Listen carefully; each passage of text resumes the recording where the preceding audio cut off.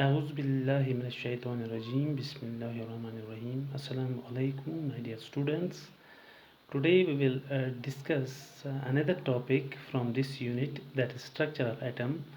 The topic is Heisenberg's uncertainty principle. तो according to Bohr's postulate, bore ने एक postulate दिया था. What was that? The Bohr's postulate was angular momentum is an integral multiple of h by 2 pi. That is angular momentum mv, or this is angular momentum, is equal to nh by 2 pi, where n is the integer, belongs to integer. This is called as integral multiple of h by 2 pi. This is the postulate of Bohr. तो ये जो postulate था, यहाँ से पहले हम ये understand करेंगे what is this. This, as we know, is an angular momentum. तो अगर हम ये mv देखेंगे, what is this mv? This mv is the linear momentum or momentum. Linear momentum. So what is r? R is radius. R is radius. तो आपको पता है कि what is radius? Actually radius क्या है? अगर हम इसको न्यूक्लियस को मरकज मानेंगे, ओरिजिन मानेंगे न्यूक्लियस का, तो then radius is the position of electron with respect to this nucleus. Radius क्या है फिर? यानी this is the radius, यहाँ पर इलेक्ट्रॉन है, तो radius is actually the position of electron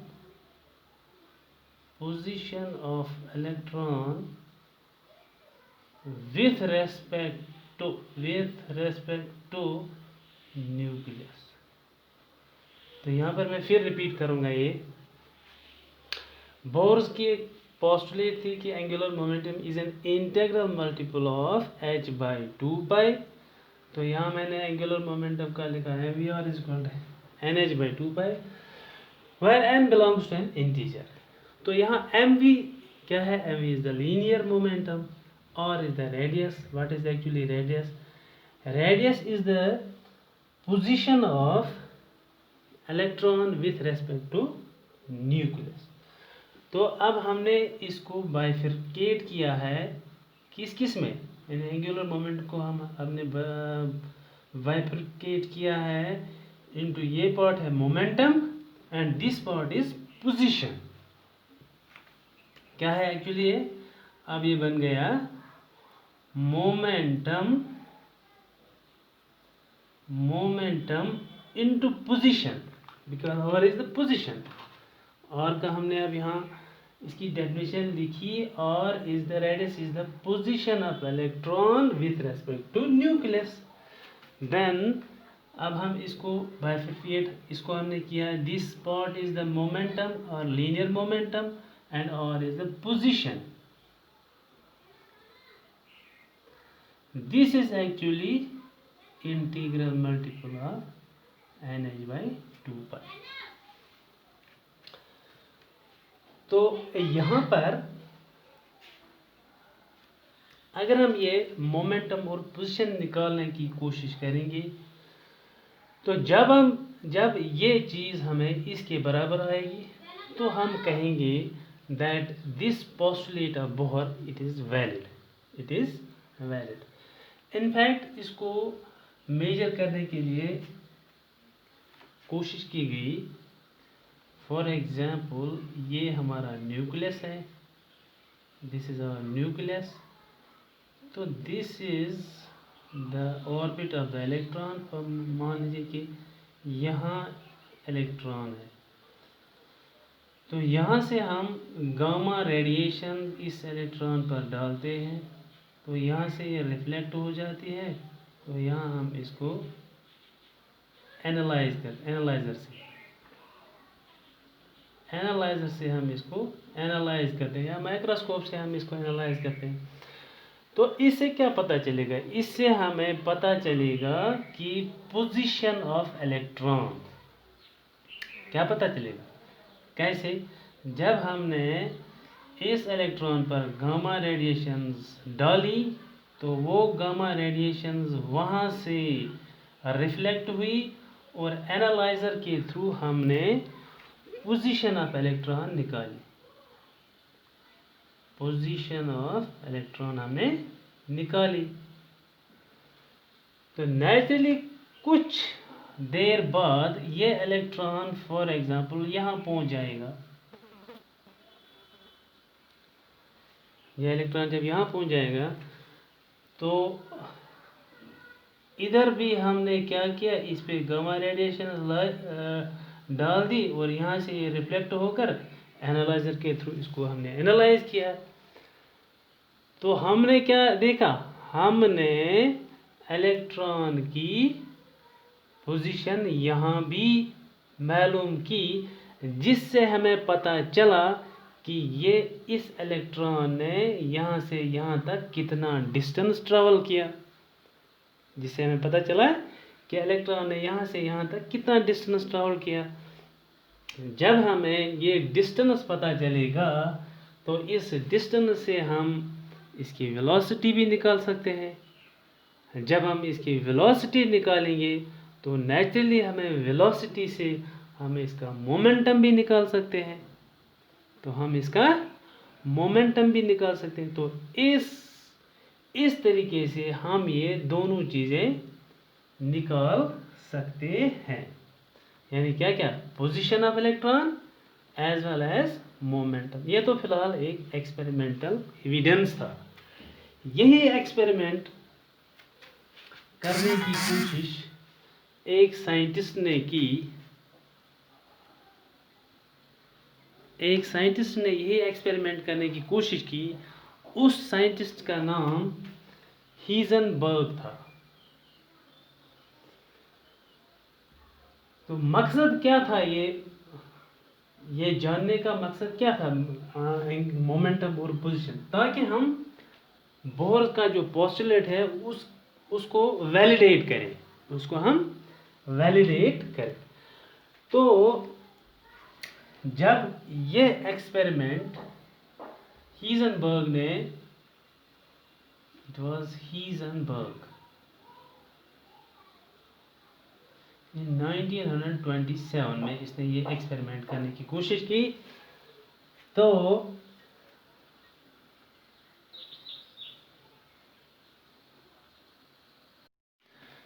यहाँ पर एक गड़बड़ हुई। जब हीजनबर्ग ने यही एक्सपेरिमेंट करने की कोशिश की तो उसको एक गड़बड़ हुई। गड़बड़ क्या थी कि neither gamma rays nor electrons have characters, in fact both are characterless. यानी इनका जो कैरेक्टर है, तो उसमें क्या गड़बड़ हुई? उसमें ये गड़बड़ हुई कि जब यहाँ पर ये गामा रेज इस इलेक्ट्रॉन के साथ टकराती है तो होता क्या है कि ये सेम कैरेक्टर के साथ एक दूसरे से टकराती है। इसका मतलब क्या है?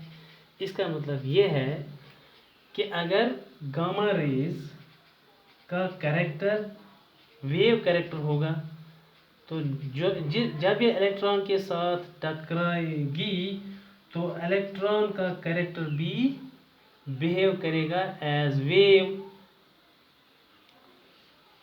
या अगर इस गामा रे का कैरेक्टर पार्टिकल नेचर होगा तो जिस वक्त ये इलेक्ट्रॉन के साथ टकराएगी तो इस इलेक्ट्रॉन का कैरेक्टर भी चेंज हो जाएगा और बिहेव करेगा एज पार्टिकल नेचर। यानी कहने का मतलब ये है कि these two meet each other with same character, with same character। तो इससे क्या होगा? इससे ये होगा, ये जो गामा रेज है ये ट्रांसफर करती है सम momentum to the electron,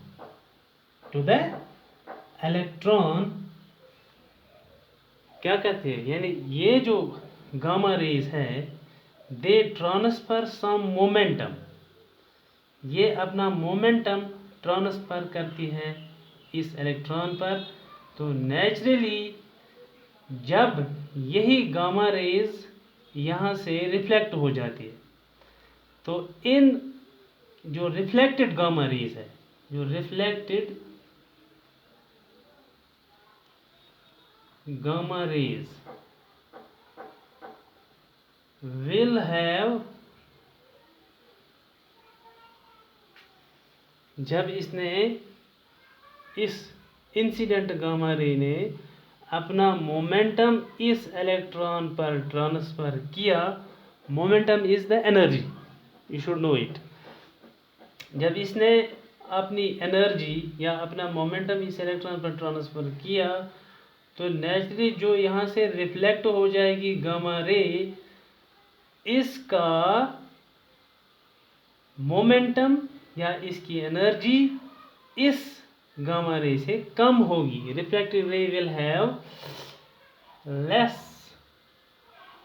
momentum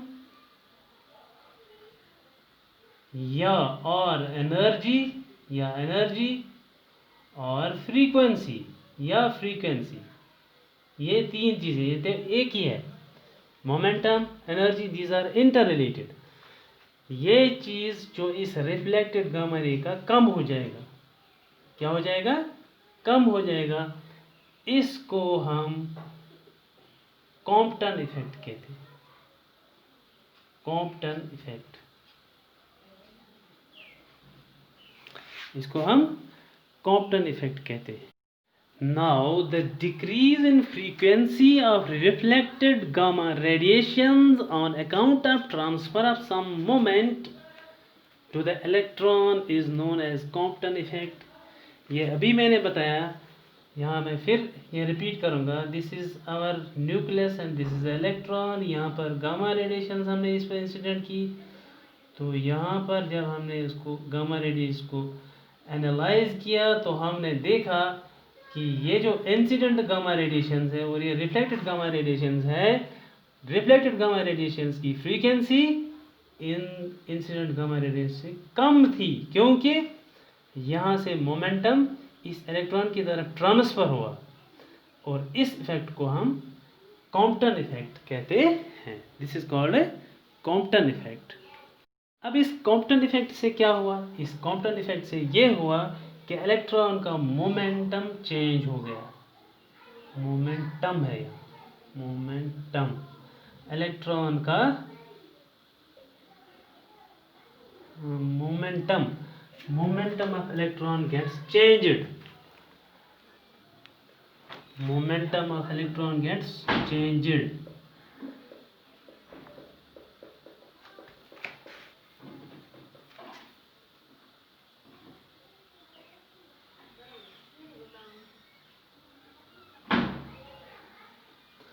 तो इससे हमें एक और प्रॉब्लम हुई, ना हमें पहले पता था कि what was the momentum of electron.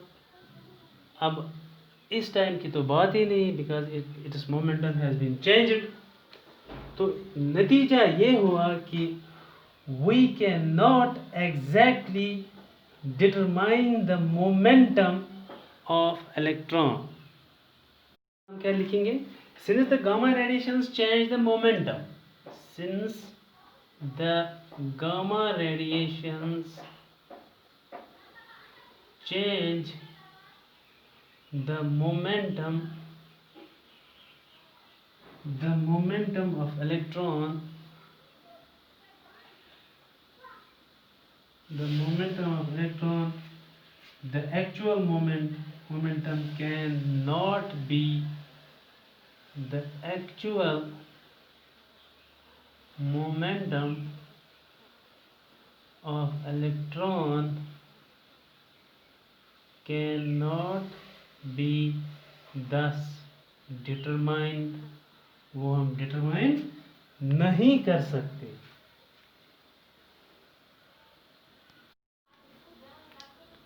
तो अगर हम पोजीशन की बात करें, अब हमें इलेक्ट्रॉन की पोजीशन मालूम करनी है, या ये देखना है कि हम इलेक्ट्रॉन की पोजीशन मालूम कर सकते हैं या नहीं कर सकते।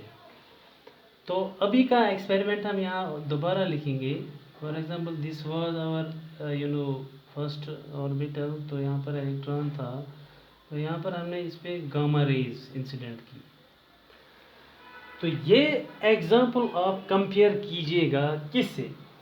मैं यहाँ पर इसकी मतलब डिटो ऐसी एक एग्जांपल आपको समझाऊंगा, जिससे आपको ये समझ में आ जाएगा कि क्या हम ये इसकी पोजीशन, एग्जैक्ट पोजीशन निकाल सकते हैं या नहीं। फॉर एग्जांपल यहाँ पर हमें एक नीडल है, consider needle as an electron. तो यहाँ पर एक नीडल है हमें, तो नीडल को हम एक फुटबॉल उस पर हम थ्रो करते हैं। फुटबॉल को हम नीडल पर we throw football on needle.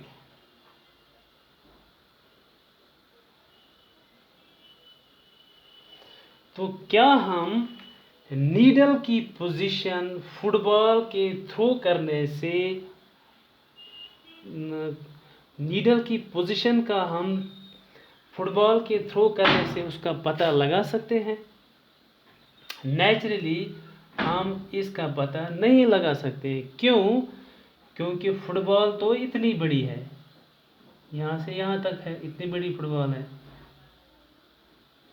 तो जब ये फुटबॉल इस पे लग जाएगी तो हमें क्या पता फुटबॉल किस जगह पर नीडल के साथ लग गई, जिससे हम नीडल की पोजीशन नेचुरली हम फुटबॉल से नहीं निकाल सकते हैं, क्योंकि फुटबॉल नीडल से बड़ी है। या तो हमें नीडल की पोजीशन, नीडल अगर हम इस पर नीडल थ्रो करते हैं तो हमें पता चलेगा कि नीडल ने कहाँ स्ट्राइक किया इस नीडल को, तो हम इसकी पोजीशन एग्जैक्टली निकाल सकते हैं। फुटबॉल से हम इस नीडल की पोजीशन नहीं निकाल सकते हैं, क्योंकि फुटबॉल का साइज बड़ा है। हमें नहीं पता चलेगा कि नीडल किस जगह पर, फुटबॉल किस जगह पर नीडल से टकरा गई। दैट इज हम ये नीडल की पोजीशन नहीं निकाल सकते। सिमिलर एग्जांपल ये है, ये जो हमारा इलेक्ट्रॉन है, मान लीजिए दिस इज द नीडल। तो ये जो गामा रेडिएशन है, ये मान लीजिए ये फुटबॉल है। तो इसी तरह से we can not determine the position of electron by means of gamma radiations. Gamma radiations से हम पोजीशन ऑफ इलेक्ट्रॉन नहीं निकाल सकते। We can conclude here that we cannot determine the position and momentum of electron accurately. हमें पता चला कि हम ना तो पोजीशन और ना ही momentum of an electron accurately निकाल सकते हैं। एक और बात, more is the exactness of one. अगर हम एक, फॉर एग्जांपल पोजीशन, अगर हम पोजीशन को एक्यूरेटली मेजर करना चाहते हैं, the more will be the uncertainty of the other. तो दूसरे टर्म में यानी मोमेंटम में उतना ही ज़्यादा एरर आ जाएगा। या अगर हम मोर एक्यूरेटली मोमेंटम मेजर करना चाहते हैं तो उतना ही दूसरी टर्म यानी पोजीशन में एरर आ जाएगा, एरर आ जाएगा। तो फॉर एग्जाम्पल अगर हम कहेंगे कि अगर हमें पोजीशन निकालनी है, मोमेंटम नहीं निकालना है। फॉर एग्जाम्पल अगर हमें पोजीशन निकालनी है, मोमेंटम नहीं निकालना है, तो हम क्या करेंगे, हम वेव लेंथ को और छोटा करेंगे। यानी यहाँ पर मैं फॉर रेफरेंस के लिए वो एग्जाम्पल फिर लिखूँगा, दिस इज आवर इलेक्ट्रॉन, ये यहाँ पर इलेक्ट्रॉन है, फॉर एग्जाम्पल सुई है, तो हम इसको फुटबॉल से फुटबॉल इस पर टकराते हैं।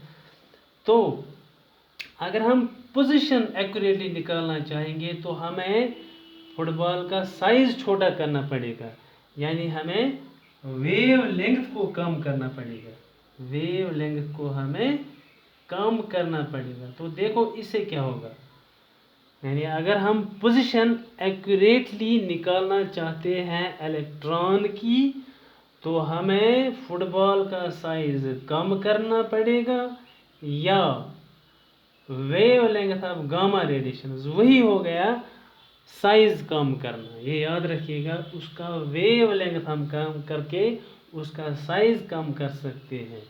यानी हमें फुटबॉल का साइज या तो कम करना है, या हमें वेव लेंथ ऑफ किसका, गामा रेडिएशंस का कम करना है। तो उसी से हम पोजीशन एक्यूरेटली निकाल सकते हैं, यानी जब हम इसका साइज कम करेंगे। तो इससे क्या होगा, इससे इन्वर्सली दूसरा इफेक्ट पड़ेगा। क्या पड़ेगा, जब हमने वेवलेंथ कम की तो इससे क्या हुआ, इससे क्योंकि wavelength is reciprocal of frequency, उसे इंक्रीज हो जाएगी फ्रीक्वेंसी, इंक्रीज इन फ्रीक्वेंसी। तो जब फ्रीक्वेंसी इंक्रीज हो जाएगी उससे एनर्जी इंक्रीज हो जाएगी, because E is equal to h nu. इससे एनर्जी विल बी इंक्रीज्ड। जब एनर्जी इंक्रीज हो जाएगी उससे मोमेंटम इंक्रीज हो जाएगा, मोमेंटम इंक्रीज हो जाएगा।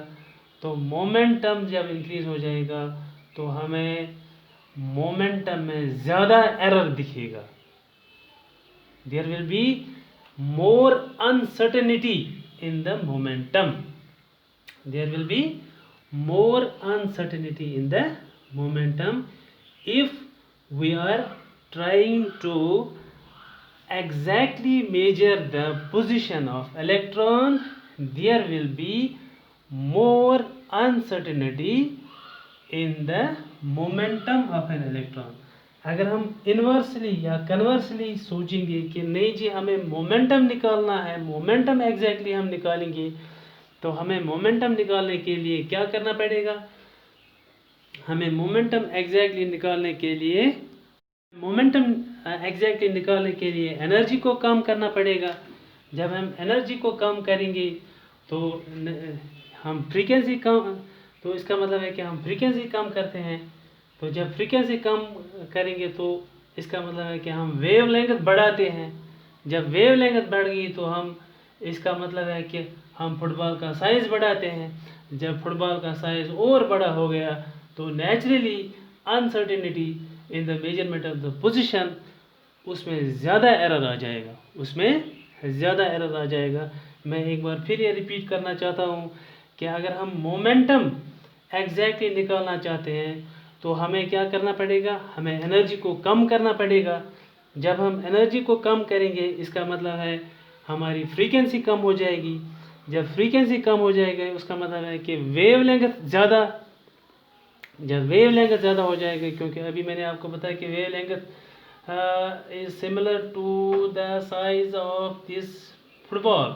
जब वेवलेंथ हम बढ़ाएंगे तो नेचुरली फुटबॉल का साइज हमें बढ़ाना पड़ेगा, जिससे करेक्टनेस और uncertainty in the position of this electron will increase. इस इन 2-3 लाइन्स का मतलब है कि मोर is the exactness of one, the more will be the uncertainty of other. अब लास्ट में हम यहाँ हीजनबर्ग का स्टेटमेंट पढ़ने जा रहे हैं, यानी it is impossible to major,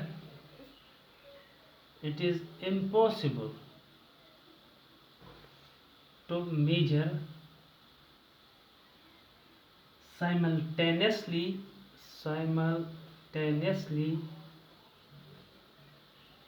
the position and momentum, position and momentum of small particle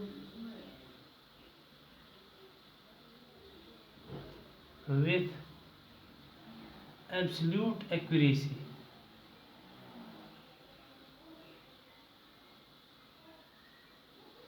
or certainty. If an attempt is made to measure any one of these, if an attempt is made to measure any one of these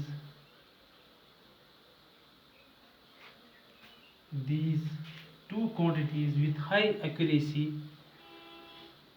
two quantities with high accuracy, the other becomes less accurate, the other becomes less accurate. ये हमने पढ़ा है अभी. और एक और बात, the product of the uncertainty in position, the product of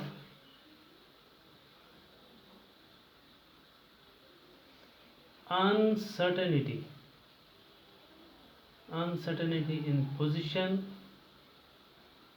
and uncertainty in momentum. Uncertainty in position को हम डेल्टा एक्स लिखेंगे एंड अनसर्टेनिटी इन मोमेंटम उसको हम डेल्टा पी लिखेंगे.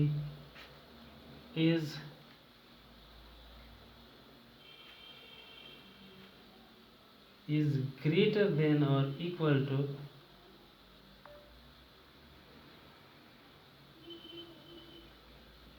h by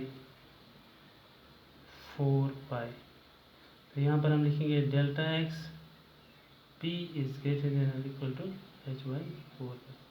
This is all about Heisenberg's uncertainty principle. So tomorrow we will meet again, inshallah. Have a good day.